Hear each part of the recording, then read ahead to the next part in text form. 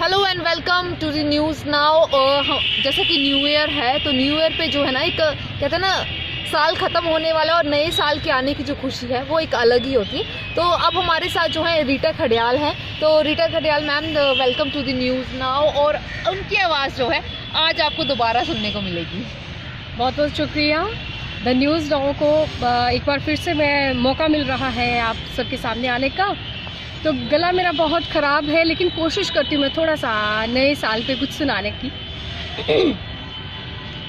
आज बार मस्त बहार है, आज बार मस्त बहार है, मेरा टोली कर आई गया, मेरा टोली कर आई गया, मिगी मिलिया प्यार गे प्यार है, मिगी मिलिया प्यार गे प्यार है, आज बार मस्त बहार है, आज बार मस्त बहार